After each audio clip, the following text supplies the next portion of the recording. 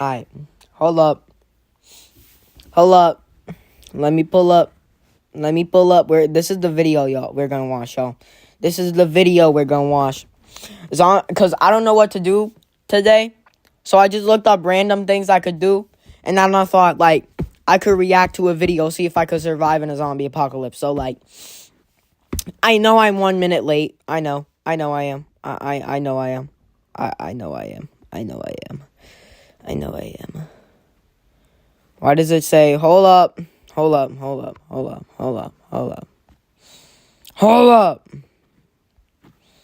twins.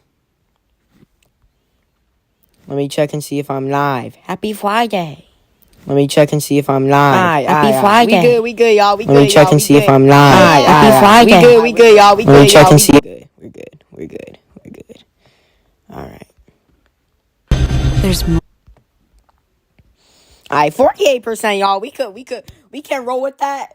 I don't care. Hold on. More to imagine when we listen. Or, I don't know. Audible.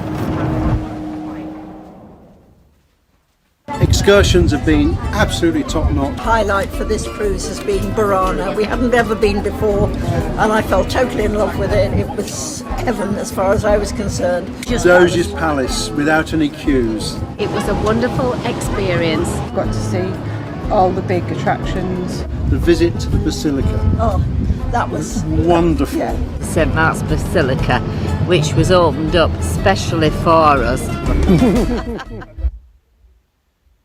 This is a quiz to find out if you'd survive a zombie apocalypse. Not movie logic, not gamer instincts, actual survival decision making pulled from disaster studies, urban collapse scenarios, and real world psychology.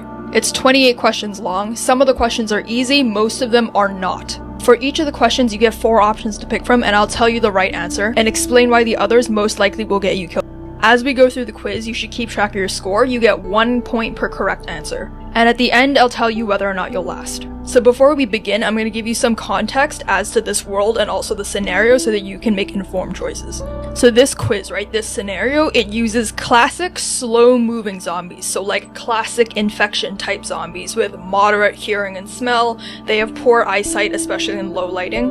These zombies will notice if you're loud, if you're fast, or if you're bleeding. In terms of how to defeat them, the zombies don't feel pain. They don't bleed out. The only tried and tested way to destroy them is by destroying the brain. And they don't stop unless you hit a central nervous system, so when you're picking weapons, that's what you're aiming for. In terms of how the virus spreads, or how people turn, the virus spreads fast. The video started. People say it's from... I know the video started. So, well, where's my mic? In an area where I keep my mic in a special location, and when people come over, they move it a shit ton. So...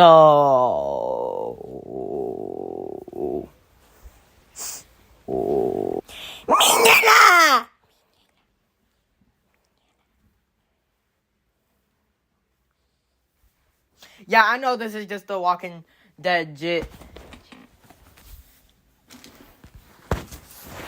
Alright. How y'all like my thumbnail? It's Manila. Y'all know who Manila is? He's the son of Godzilla. Alright. Shall we get started? I think so. We should get started. We should get started, twin. No, that's crazy, Jay.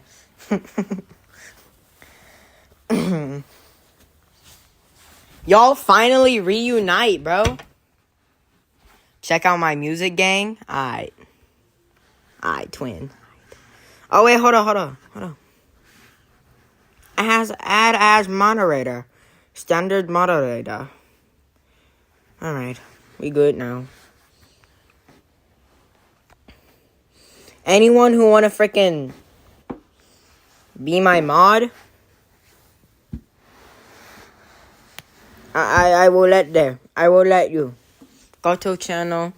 Let's see this. Let's see this.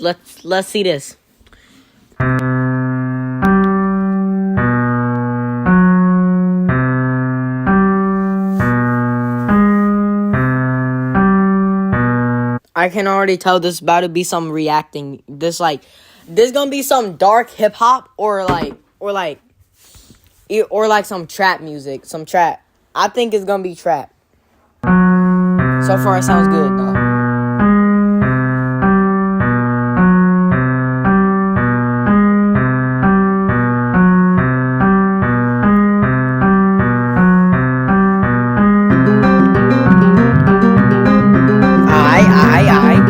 This sounds good. I like this. I like how it's getting faster and faster. I thought it was funny to be some trap music. Hey, but I can be wrong, twin. I can.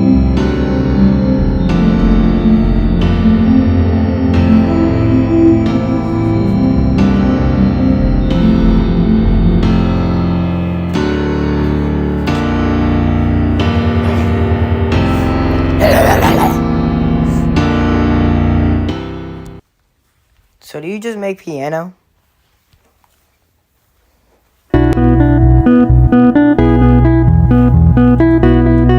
Hold on, wait. Do you make just piano? Or do you do... Do I, like... Yeah. Alright, y'all finally...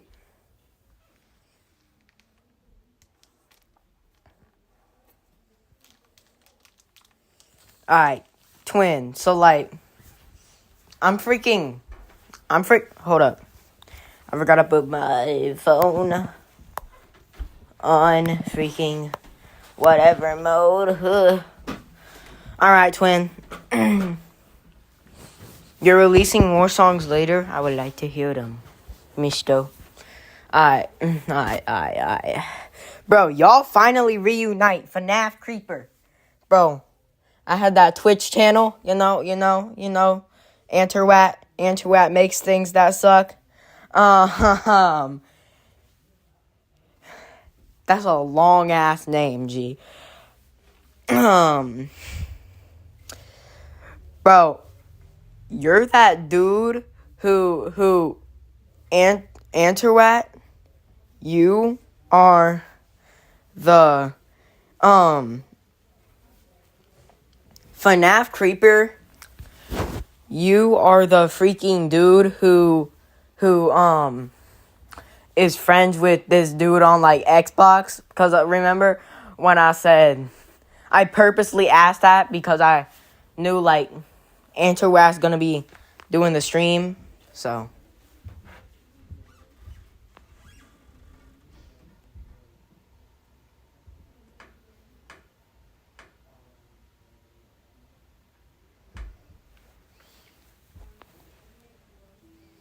X7. Or I'm tripping. Or I'm tripping. Or I'm just freaking tripping.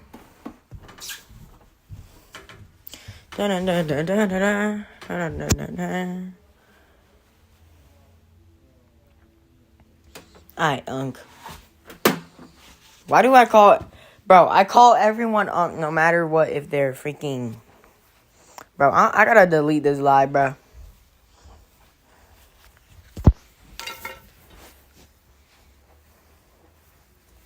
Alright. We good now. We're good now. We're good now. Now, this is the new. This is the new. The new is better, because it has Manila in it. This is the new. Yeah, new is better. Has Manila in it. So... I guess I can keep my phone plugged in since we don't have the mic with us. Sadly, again, people keep moving around my freaking mic when they come to my house, and it be pissing me off, gang.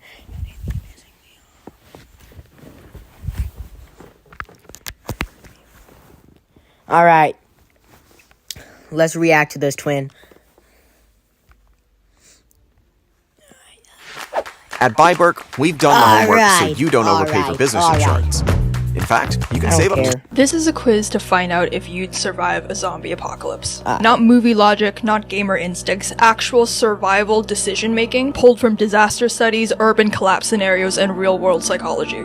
It's 28 questions long. Some of the Okay, so like if this is walking, I think I could survive. Alright.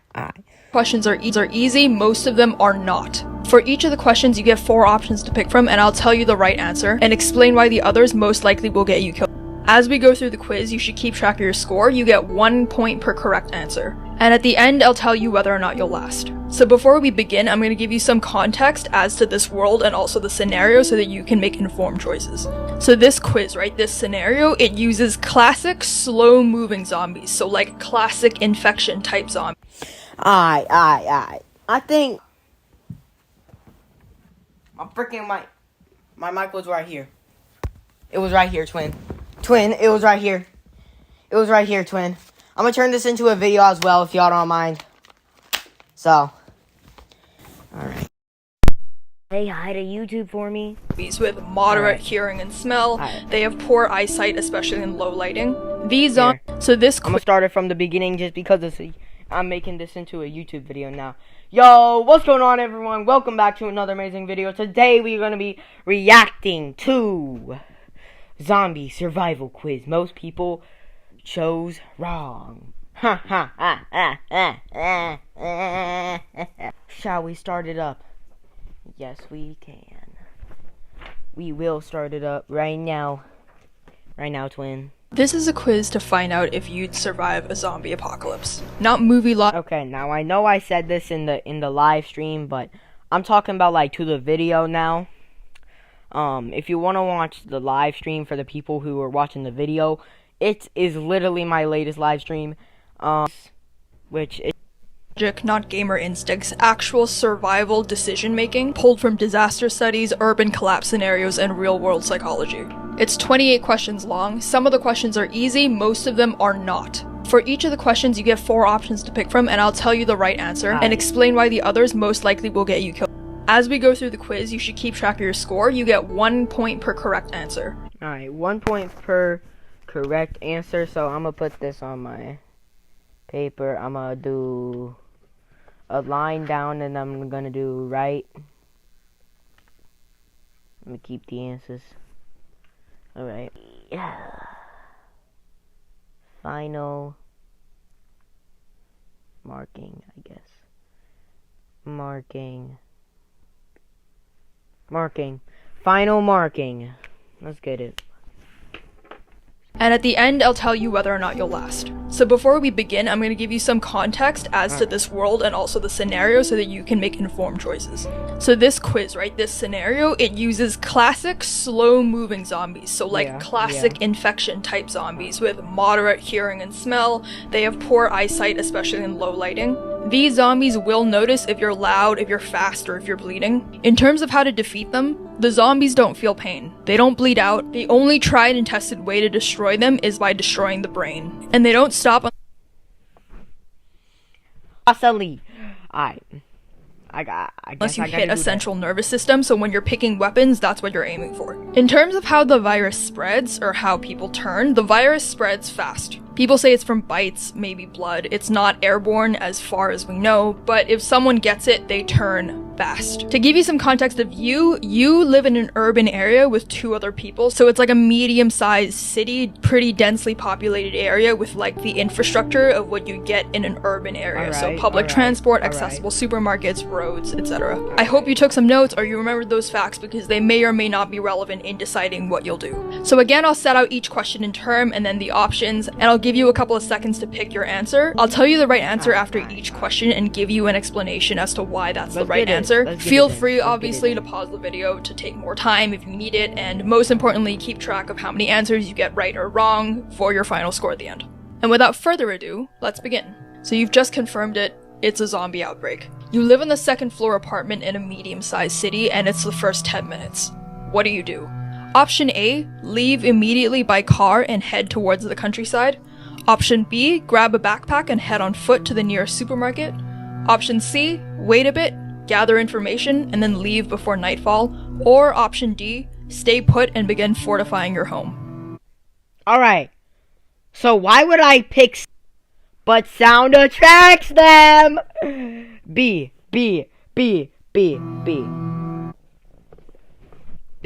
I chose B. New customers I don't get $100 in bonus funds or bonus entries when you make your first $5 play. All on Underdog. Sorry for the people in the live who have to deal with these like freaking ads. I know it's annoying. All right, So the correct answer is option D. What? What? D is the most stupid. Who agrees? Who agrees that D is the most stupidest, bro? Who agrees? Bro, who agrees? Who agrees? Who agrees? Who agrees, bro? Who agrees? Who freaking agrees, bro? Who agrees that D is the stupidest? Stupidly stupid.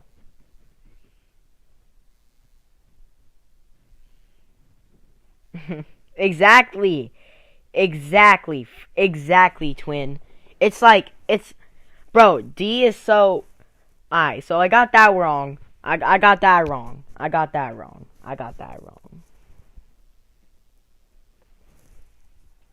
And yes, I am gonna listen to your music. Yeah. Bro, D was so stupid. D was honestly, bro, like, why? I'm gonna have to. You know what? After the video, I might have to do it after the video. Oh wait, yeah, I think it saved my progress. So hold up, let me like the video. Leave immediately. Alright, I like the video. Alright, let's reload YouTube. Let's see.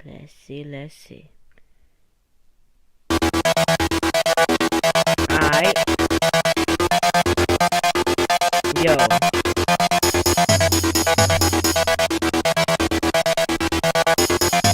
Yo, wait. Actually? Yo. Nah, this is good. This is good.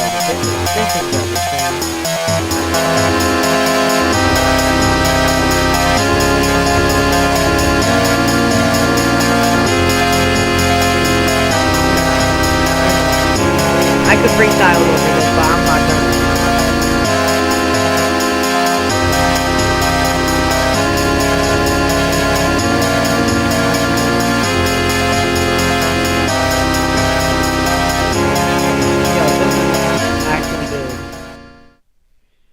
What software do you use to make your music?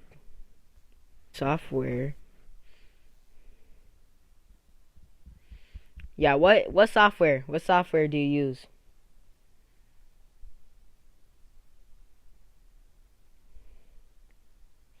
I'm curious to know. FL Studio demo. Oh, dang, that's crazy. I'm gonna get that, cause I use GarageBand and BandLab. Yeah, twin. Anyways, back to the video. Let me go into my like stuff. Like video. This fall, heel pain and sore arches won't stop you. Hand-stitched leather boots deliver lasting. Feel free, obviously, to pause the video to take more time if you need it, and most importantly, keep track of how many answers you get right or wrong for your final score at the end.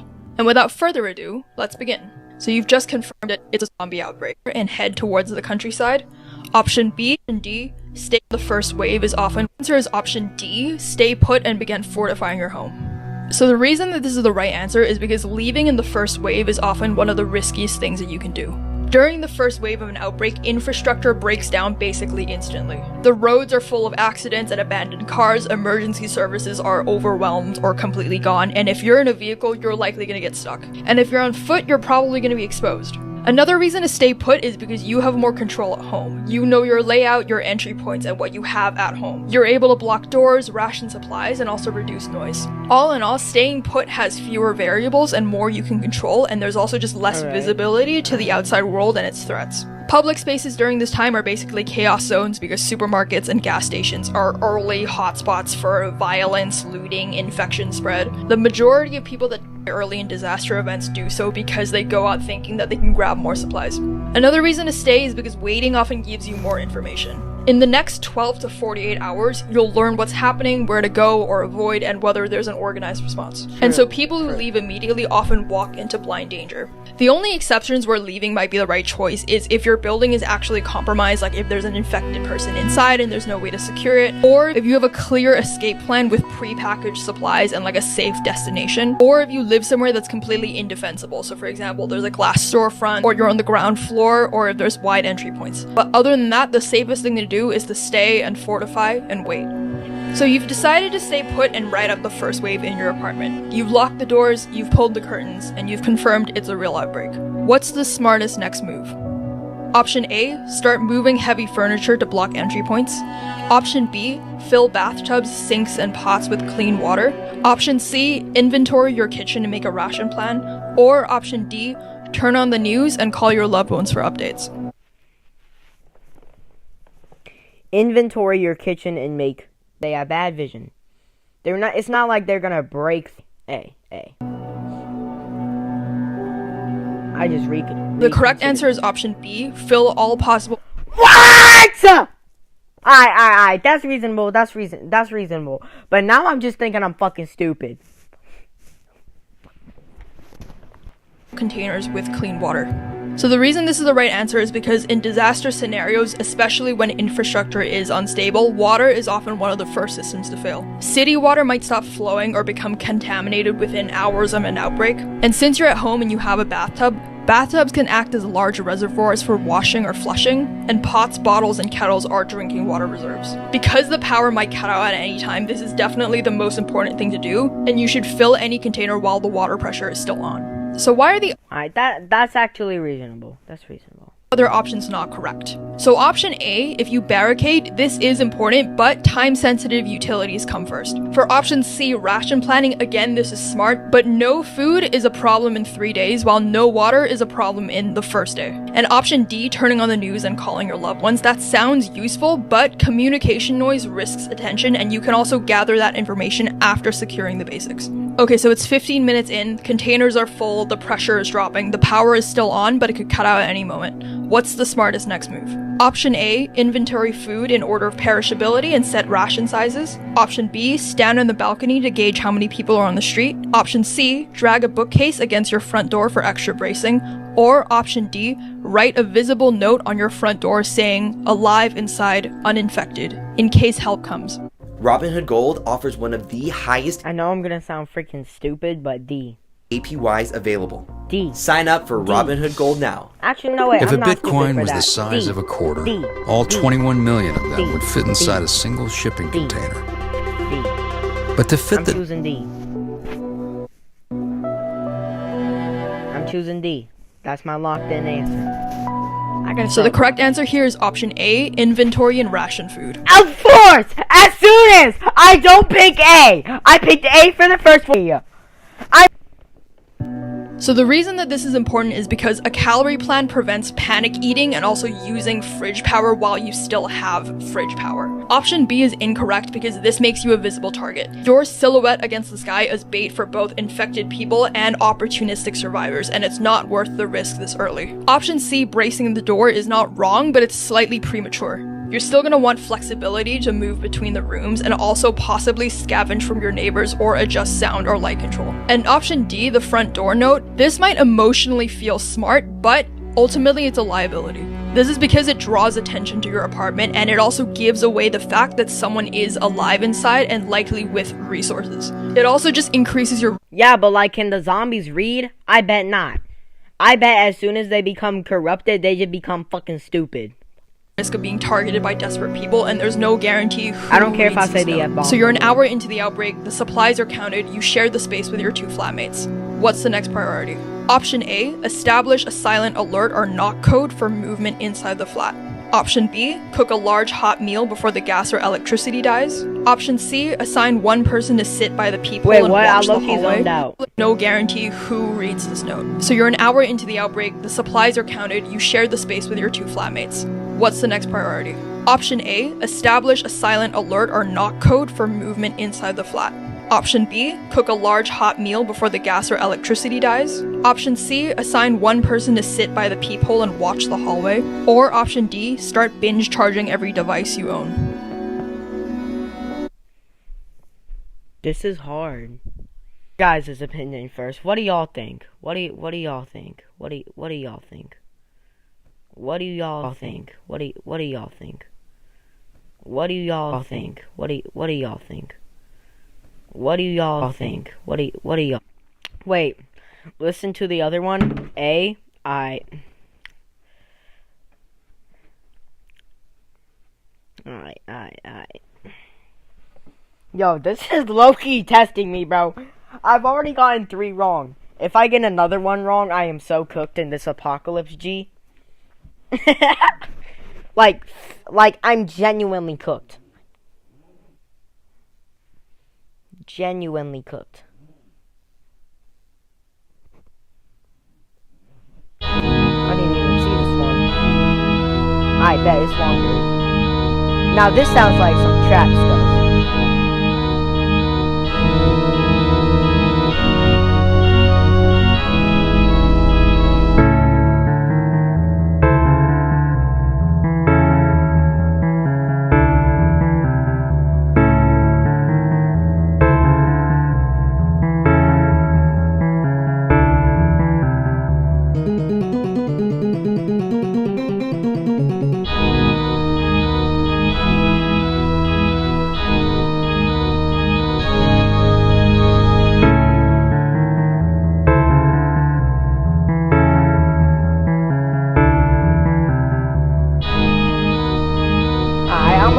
I'm liking this, yo. I'm liking this.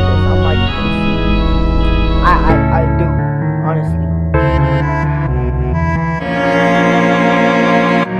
I like the dark, like, you know, dark.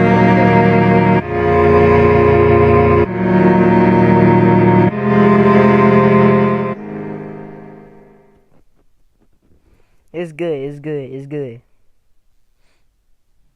Alright, it's good. Alright, now.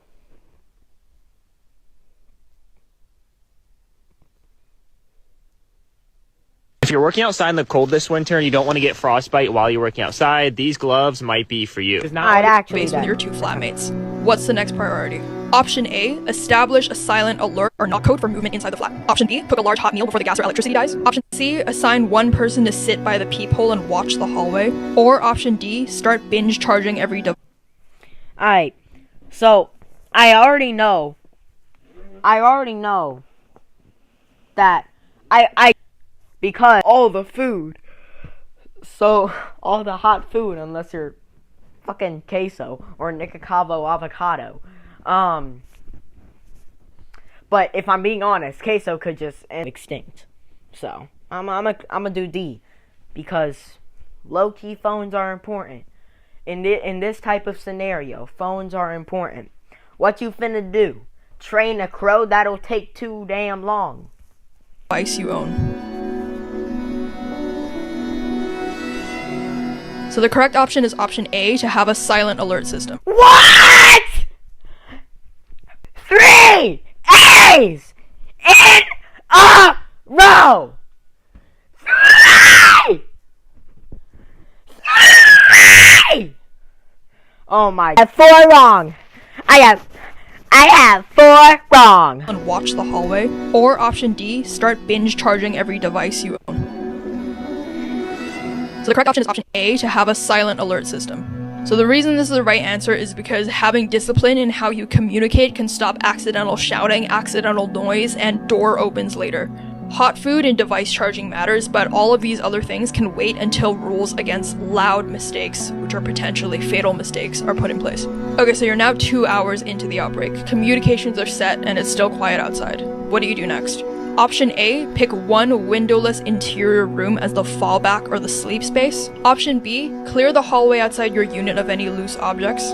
Option C, start boiling tap water to sterilize it while power remains. Or option D, spread your stored water containers across different rooms in case of a breach.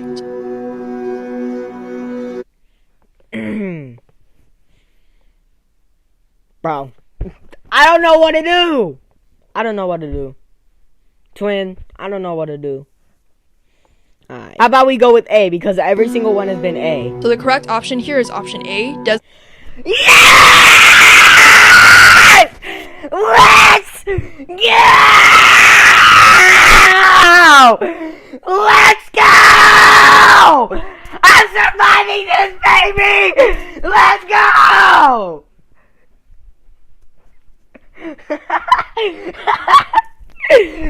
Oh my gosh! Oh my gosh! Oh! It's wrong. But now I'm minus 3 points. Let's go, twin! Designate a fallback room. So the reason this is the right answer is because if the outer flat is breached, you need a last line of defense already chosen. Exactly. So this is about prioritizing worst case preparedness before it's too late. By the 2-hour mark, we're assuming you've already secured water, you've already locked down and you've gone dark, and also the initial chaos has passed, but stability is still fragile. So option B, clearing the hallway of loose objects, is a good idea, but it's not really worth the risk of sound unless there's an active threat outside. Option C, boiling the water, sounds smart, but you've already filled containers at this point, and the tap water is still running, so it's not yet unsafe. The power right now might stay on for hours, or it might just cut suddenly, but even then, you can boil the water from the fallback room later. Boiling it right now just creates unnecessary heat, noise, and smell, which are all signals that you want to prevent early on. And finally, D, spreading the water containers around the room. This is like a good idea, but it's minor optimization. Obviously, if you're breached, you don't want all of your water in one place, but again, if you're Y'all, the strat is pick A every time, G. breached that badly, the whole flat is essentially compromised. And the fallback room should already have its own mini storage. Okay, so you've made it to the end of day 1. The barricades, water, food, signals, safe room, and hygiene are all handled. What should you do to finish the day? Option 1, stay awake all night in rotating 2-hour guard shifts. Option B, start a small cooking fire on the balcony to reduce indoor smells. Option C, signal from a window in Morse code that survivors are inside. Or option D, mentally map a 10 to 14 day isolation timeline and nightly routine. Alright, now I know it's gonna be A for a fact, but D is low-key smart. D is low-key smart. Nah, D is low-key smart though. D is low-key smart though. Alright, we get it.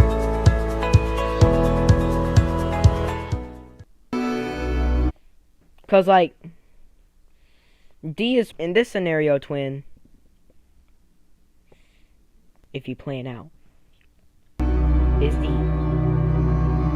So the correct answer here is option D, build Let's go, gang! timeline. So the reason that this is the right answer is because this sets psychological expectations and also ration discipline. Setting fires, making signals, or having exhausting all-night watches just create risk without adding any immediate survival value. So it's now been 48 hours since the beginning of the outbreak. You've not heard any sirens, no screams, no gunfire, just silence. You crack a window and you listen, and movement sounds faint and far away. What do you do now? Option A, slide open the window a few more inches for ventilation because the air inside is stale. Option B, scan the street from behind the curtain for movement or patterns. Option C, step briefly onto your balcony and confirm how many bodies you can see below. Or option D, knock on the ceiling to check if the neighbors upstairs are still alive. B. I don't even know why, just B. Just B. So the correct answer here is option B. Let's go. I got 4 right. I got 3 right, gang. 3 right. I got 3 right. Scan the street discreetly. So the reason that this is correct is because in the 48-hour period, this phase is about information without exposure. If you're looking quietly through a covered window, this can give you insight into movement without sound or silhouette. Opening a window or stepping outside creates unnecessary noise and profile. And knocking is an even worse idea because you don't know who's alive or what they'd do if they heard you. You suspect that the apartment across the hall is abandoned. The door is cracked. What do? Option A, enter quietly and search it for supplies. You suspect the apartment across the hall is abandoned. What is your next move? Option B, close and secure the door from the outside to prevent risk later. Option C, leave it untouched. Or option D, knock once, wait, and then cautiously enter with your knife drawn. C, leave it untouched. So the correct answer here is option A, enter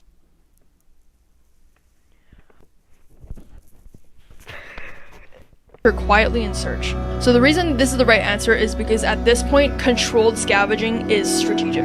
If a room is clearly empty, it's better that you take its resources before someone clearly more desperate does. Avoiding all unknowns also isn't sustainable long term. Don't knock, don't announce, don't waste the opportunity. At night, you hear footsteps and whispering outside your apartment door. It's clearly human. What do? Option A, stay completely silent. Don't move. Don't make noise. Option B, whisper to your group to grab weapons in case they come in. Option C, make a deliberate sound to show that you're at home and you're not worth breaking in. Or option D, wait for them to move on and then open the door quietly to check. New customers A. get $100 in bonus funds or bonus entries. During this apocalypse, there plays. You make your first $5 play, all on under. My best friends in the entire world. Those are the Let's only skip people this I one. trust in. Robinhood can help you build your portfolio starting with just $1. So the correct answer here is option A, stay silent. Alright. So the reason that this is the right answer is because this isn't the time to act. Silence is your defense. If they're looters, they'll avoid resistance, and if they're panicking, noise can make them choose your door. If they're infected, sound draws them. You only move if they try to enter, and even then, you don't speak. Your flatmate whispers too loudly during a routine water check, and you hear a muffled groan from somewhere in the hallway a few minutes later. What do? Option A, take a position at the door with a weapon in case someone comes through. Option B, quietly relocate everyone to your fallback room and lock the door. Option C, tell them to stay put and go investigate alone while it's quiet. Or option D, whisper sharply at them, telling them to shut up and listen. Why would you do C?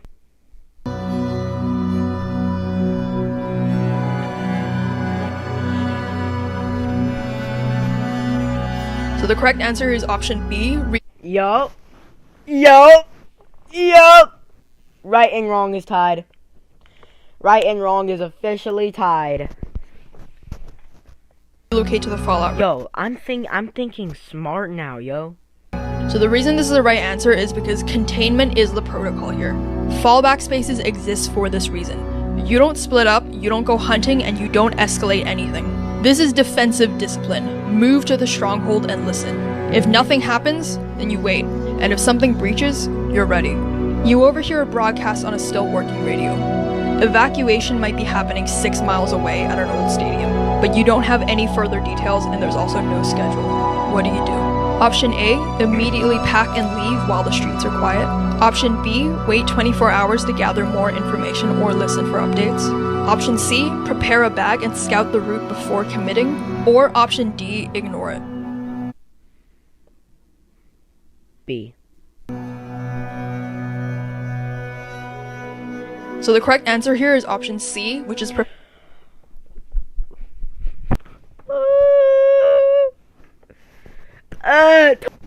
to move, but don't move just yet. So the reason this is the right answer is because if you leave now, you risk walking into chaos or nothing at all. But ignoring it completely is also a gamble. The right call here is controlled contingency. You should prep a bag, watch for signals, and then assess the route. Okay, so you've gathered your bag, and now you have to choose one weapon to take when fleeing the apartment. What's the smartest grab? Option A is a long crowbar. Option B, a short machete. Option C is a steel baseball bat. Or option D, a cordless drill. Let me look up something.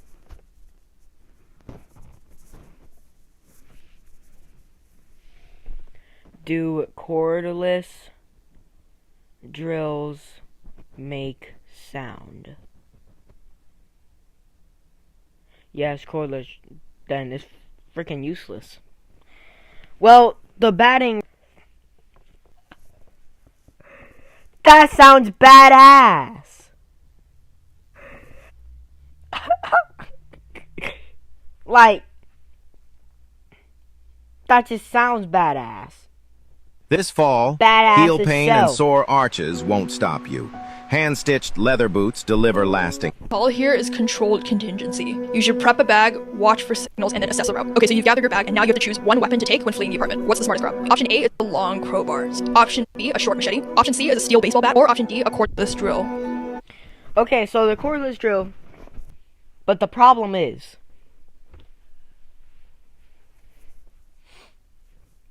the only problem is that it's not going to be that effective.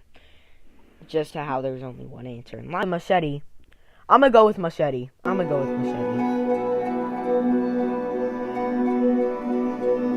So the correct answer here is option A, the long crowbar. I should have picked it! Alright, you know what? I picked the crowbar because I said it was badass. Shut up, I didn't pick the machete. I picked... So the reason this is the right answer is because this is the weapon that you're gonna grab before leaving your apartment. So the weapon choice here needs to factor in, number 1, how lethal it is against zombies, especially skull trauma. Number 2, utility in the field, so how it works against doors, fences, or breaking into places. Number 3, durability and portability. You want a weapon that won't break and it won't slow you down. And number 4, ease of use under stress, so no skill or precision needed. Yeah. The reason the crowbar is the best choice is because it delivers focused and dense impact, which is ideal for cracking skulls. It also functions as a multi-tool, so it can open doors, pry fences, break windows. There's no edge to maintain, there's no power required, and it's nearly indestructible. And basically, it works in both combat and escape. All in all, it's the most versatile survival tool that you can carry. The machete was a viable option, but it's risky. It's good in the sense that it's fast and it's light, and it's good for clearing brush or like cutting rope, but it's not really designed for hard impact because it can slice through soft tissue, but it might get stuck in bone. And remember from the beginning of this video, I told you that in order to defeat a zombie, you have to aim for its brain. And in order to get to the brain, you have to go through the skull. And a machete can get stuck in a skull or in the bone of its neck, if you're trying to cut its head off. The baseball bat also looks like it could be a really good idea, but it's probably going to perform poorly. The reason for this is because it's unnecessarily heavy, it's tiring to swing, and also there's no extra function besides the intimidation. Bats also often glance off of bone, so it's actually not great for cracking skulls, especially if you're swinging at a bad angle. And the cordless drill is wrong because this might sound like a really good idea, but drills are not going to be lethal unless it's precisely placed. It's also going to require 2 hands, close contact, and also, most importantly, electricity and battery power. And once it's dead, it's useless, and there's no extra utility or intimidation value to it. You now go into your kitchen for a secondary weapon. Which of these gives you the best chance of stopping a zombie in close combat? Option A, a chef's knife. Option B, a wooden rolling pin. Option C, a butcher's cleaver. Or option D, a screwdriver. What can Pierce do? I'm gonna ask Google this, and the government is gonna be like, boy, what you looking up? Wooden rolling pin. A butcher's cleaver. It is big. Knife would work. Off head. Being for real. C. So the correct answer here is option C. Yo! I'm goated. I'm like that. I'm like that, gang. I'm like that. I'm like that. I'm like that. I'm a smooth criminal. Butcher's cleaver. So the reason this is the right answer is because a cleaver has the mass and blade thickness to damage a skull with short range strikes. Yes. The chef's knife is most likely going to be too thin and it risks snapping or getting stuck. And the rolling pin, it feels like a bat, but it's probably too light to do real damage. And as I said with the bat, most likely it'll bounce or glance off bone. The screwdriver here could be good because it could puncture, but it'll probably only go through soft points and you need perfect aim under pressure. Therefore, it's not the best option. So you've packed our small bag, and a local broadcast says that evacuation teams are moving towards a nearby stadium within the next 48 hours. What time of day do you plan to move? Option A, leave just before dawn. Option B, leave in the middle of the day. Option C, leave after dark. Or option D, leave right away. I'm gonna say leave just before dawn. Because I don't think in this scenario zombies would be that really good at night.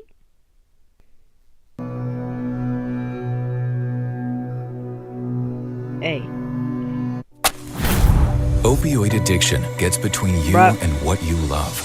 Once monthly Sublocade. So the correct answer here is option A, leave just before dawn. So the reason this is the right answer is because leaving right before sunrise gives you both enough light to navigate without drawing too much attention, while most threats, either human or zombie, are less alert. Night travel is not a good idea because it increases the risk of tripping, noise, or panic, and broad daylight also makes you way too visible.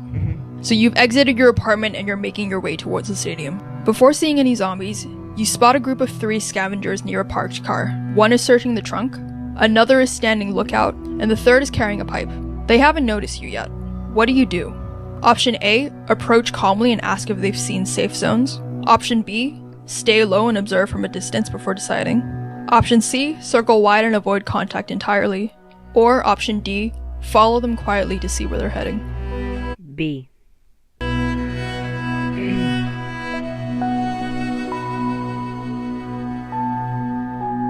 B.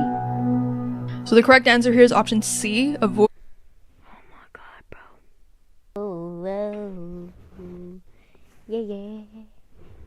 contact entirely.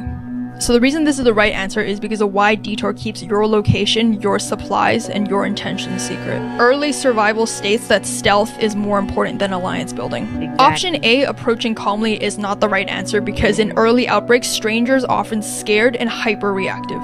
There's also no trust networks established yet, so it's more likely that they'll escalate or become violent or betray you. Option B, watching from a distance, gives you intel, but it burns time and it also risks you being spotted if they sweep their surroundings. And if they see you first, you lose initiative. Option D, following them, is also not the best answer because stalking unknown people is risky and you could walk into their base or another group. There's no true incentive to doing this early on, and if you're caught, you're seen as a threat or a potential ambusher. So on your route, you end up crossing rooftops using ladders and fire escapes. On the next rooftop, you see a zombie standing on the far ledge. It's facing away and it hasn't noticed you yet. You need to cross that roof to reach the ladder. What do you do? Option A, move slowly across the rooftop, hugging the wall and staying silent. Option B, throw a bottle into the street below and lure it off the edge. Option C, try and sneak up and attack it with your crowbar. Or option D, wait for it to wander off before attempting the crossing. I'm gonna do D. My intrusive thoughts are saying B, but so D. So the correct answer here is option A, move silently across. So the reason this is the right answer is because at this point, the zombie hasn't seen you yet. You're not blocked and you don't need to engage. Stealth here minimizes all risk.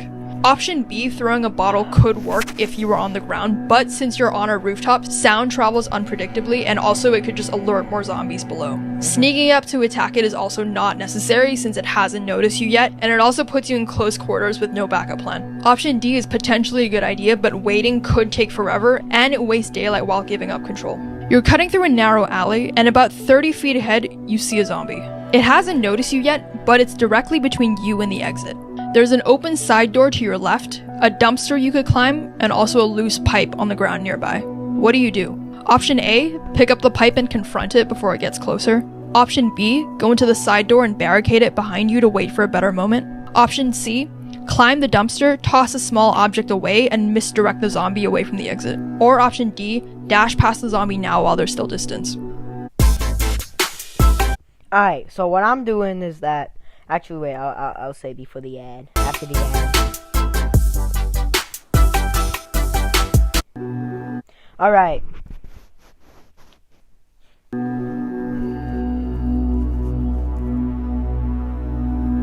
So the correct answer here is option C.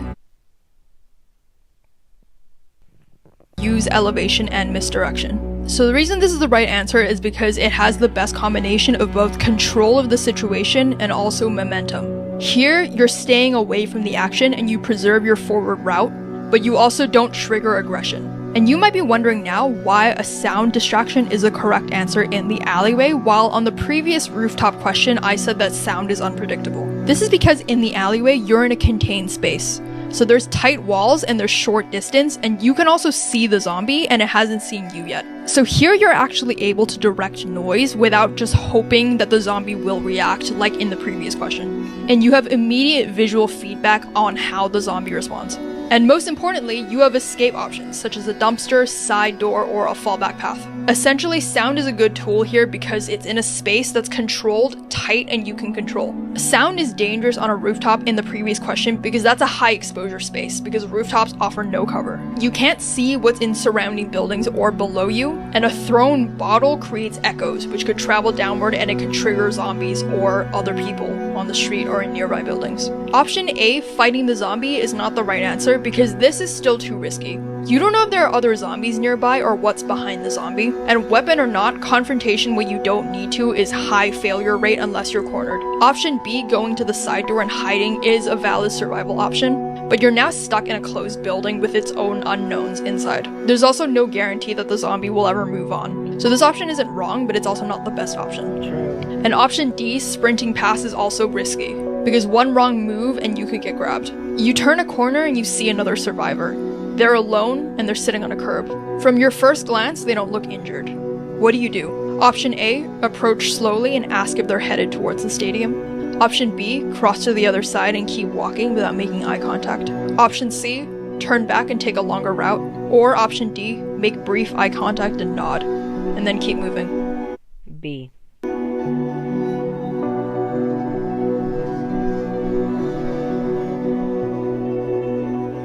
So the correct answer here is option D, brief eye contact. You know, like, we're tired. And keep moving. So the reason this is the right answer is because you need to acknowledge this person without becoming a variable. Making eye contact shows your confidence, and the nod signals peace. Option B or C, ignoring or avoiding them entirely, could be read as weakness, and option A of approaching them is risky. You don't know their intentions or what they've lost. While climbing a fence, you slice your palm open on exposed metal. It's not deep, but it's bleeding. What do? Option A, cover it quickly with whatever cloth you have. Option B, wash and disinfect it before sealing it up. Option C, ignore it because it's too small to matter. Or option D, wrap it in plastic to keep the blood from dripping. A. So the correct answer here is option B, clean and disinfect it.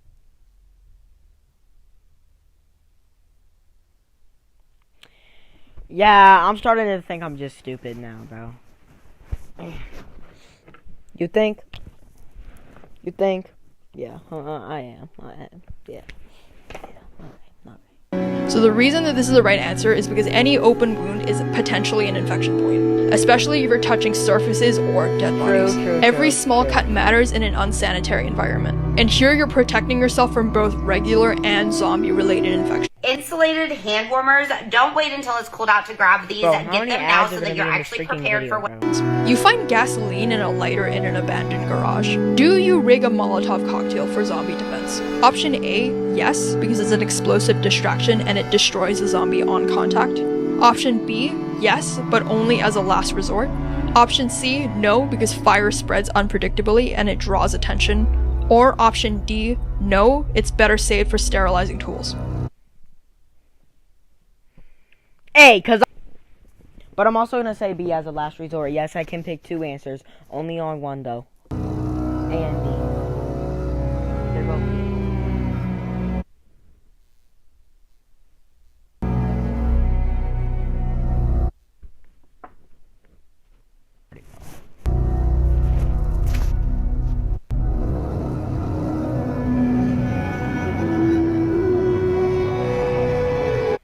I forgot you thought you only target the head.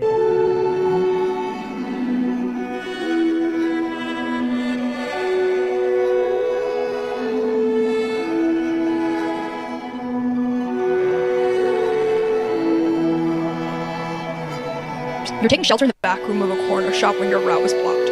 It's a small space with one door, no windows, and a zombie has just stumbled in from the front. Inside this room with you are a metal drawer, a kitchen knife, duct tape, and a narrow closet with slatted wooden doors. You have seconds to react. What do? Option A. Tape the knife to a broken broom handle and prepare to fight. Option B. Hide silently in the closet and hope it passes. Option C. Climb onto the metal drawer and prepare to strike from above. Or Option D. Make noise to lure the zombie fully in and then try and slip behind it and C. escape.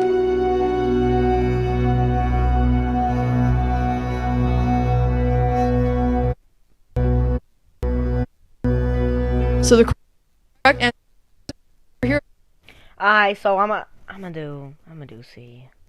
is option C. Use Let's go. Yes, go. Let's go. We're tied, I think. We got 5 and 5. 5, 6, 7, 8, 9, 10. 15. elevation and timing. So the reason this is the right answer is because standing on the drawer gives you both height, force, and also angle to strike the zombie. As established before, these zombies are slow moving, so if you wait for it to enter and then drive a downward strike where it counts, this is probably your best bet. Option A, making the DIY spear, is not a good idea because makeshift spears often are not going to hold up in real pressure. A taped knife is unstable, and if you have one shot to pierce its skull, it's most likely not going to come from a very panicked jab. Option B, hiding in the closet, is normally a good idea, but again, this closet has slatted doors and the room is too small. If the zombie even hears a breath or brushes against the door, you're trapped inside with no escape. And option D, luring the zombie in and slipping past, could work in a bigger space, but not here. As mentioned, it's a small room and you can't circle one in a small room and you have no idea what's waiting outside. So you've just successfully fought the zombie off at close range. You're unbitten, but it's blood splattered on your mouth and your hands. What do you do first? Option A, wipe yourself down with a towel or cloth. Option B, rinse with soap and water immediately. Option C, disinfect your skin with hand sanitizer. Or option D, wait and see if symptoms appear. Robinhood Gold. Why would you wait and see if symptoms appeared? Offers one of the highest APYs available. Sign up for Robinhood Gold now.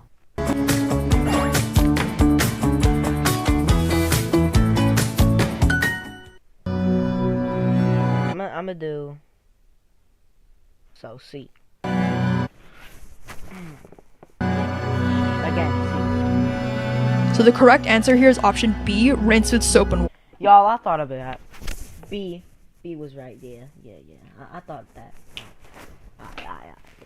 We're not tied, The reason this is the right answer is because if the virus spreads through blood, then you have to treat it like a biohazard. Soap and water removes infectious material better than alcohol, and sanitizer can't neutralize any contamination in the eyes or the mouth.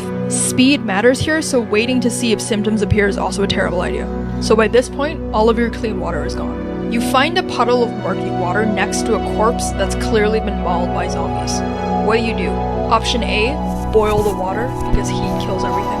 Option B, filter the water with cloth and then boil it. Option C, avoid it unless you have proper filtration. Or option D, dilute it with cleaner water and hope it's safe. B. So the correct answer here is option C, avoid it with... I would pick C. So yeah, I got that one right. Yeah, I did. Proper filtration. So the reason this is the right answer is because while boiling is effective against bacteria, it's not effective against all viral agents or chemical contaminants. And you don't know enough about zombie blood to know if it contains persistent infection particles. Option B, filtering with the cloth and then boiling, is also a bad idea because filtering only removes debris but not pathogens. You're inside a store with broken glass on the floor. A group of 4 zombies wanders in from a side entrance. They haven't noticed you yet, and you're crouched behind the checkout counter. What do? Option A, crawl quietly against the back wall to the emergency exit. Option B, stay completely still until they pass, even if it takes hours. Option C, throw a metal object to the far corner and sneak out the front. Or option D, try and separate one from the group and take it down. A. Because if it takes hours, then it's gonna A.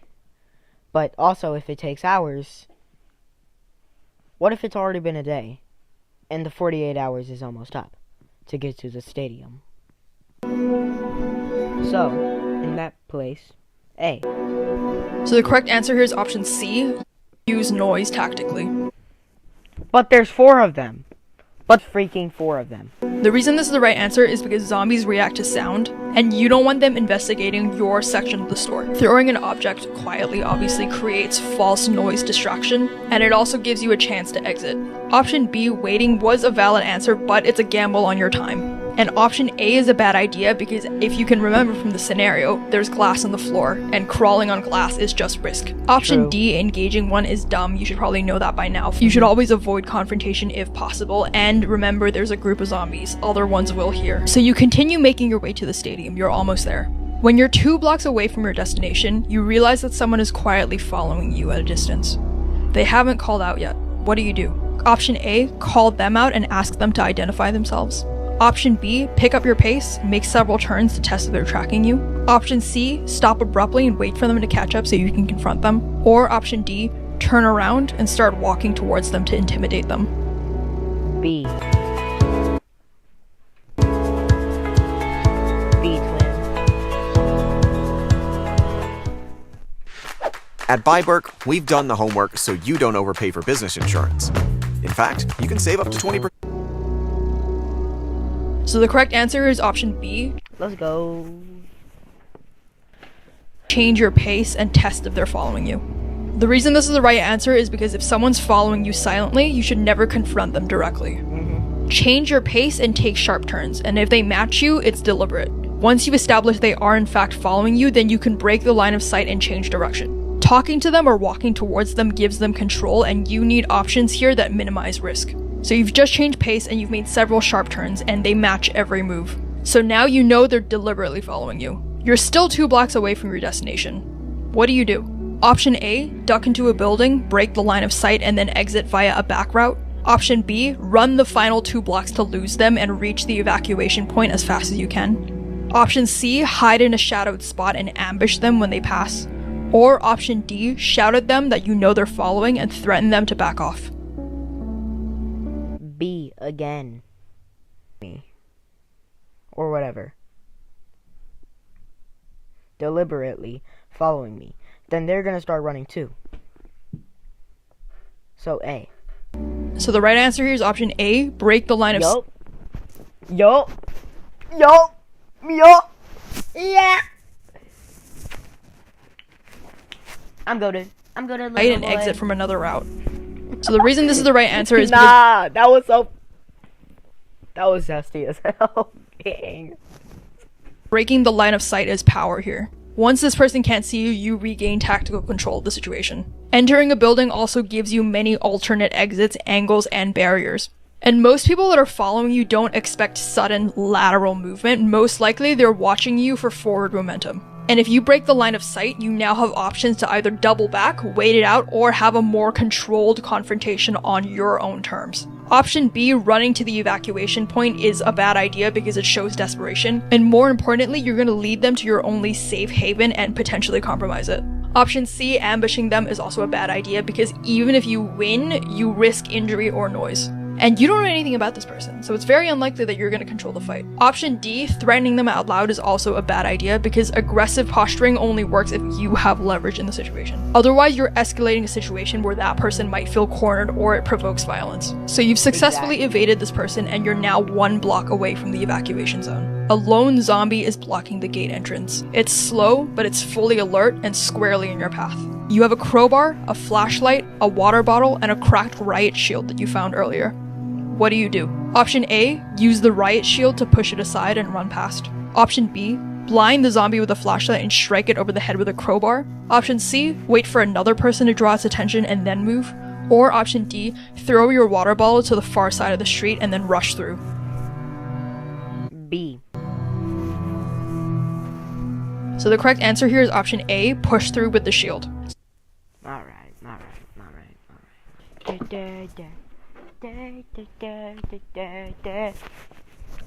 Question 27. So the reason this is the right answer is because bypassing is always smarter if you have the option, and here disabling the zombie is not necessary. A riot shield gives you both force and direction. Option B, fighting the zombie, again risks too much noise and injury, and you're this close to the destination. Combat is unnecessary here if you have the option to redirect and move on. For your best chance of survival, you should always avoid fights unless they're absolutely required. Option C, waiting it out, and option D, throwing the bottle are not good because the zombie's already seen you, so it's unlikely that waiting it out or distracting it will be very effective. So you successfully bypass the zombie and you finally arrive at the evacuation site. It's surrounded by high fencing, guards, and you can see a panicked looking crowd nearby. You accidentally dropped your crowbar during the encounter earlier, and so now you're unarmed. What's the most strategic way to approach? Option A, push through the crowd because urgency signals that you need help. Option B, wait nearby and watch how the guards treat incoming people. Option C, call out from a distance and raise your arms. Or option D, walk directly to the guards, show your hands, and stay silent. D. There's more to imagine when we listen. Audible. New customers get $100 in bonus funds or bonus interest when you make your first $5 play. All on Underdog. So the correct answer here is option B, observe before approaching. So the reason this is the right answer is because evacuation zones Y'all, are I was gonna pick that, right? Yeah, I was. Unstable. You don't know if the guards are armed or overwhelmed. Option A, pushing in, could get you mistaken for a threat, and option C draws attention to you, again without you having further context. Option D, walking up silently, can also be seen as evasive or again potentially confrontational. The safest thing to do is still to watch protocol and then mimic it calmly. So that wraps up the last of the questions, and hopefully you made it. So count up how many of the answers you got correct. You should now have a score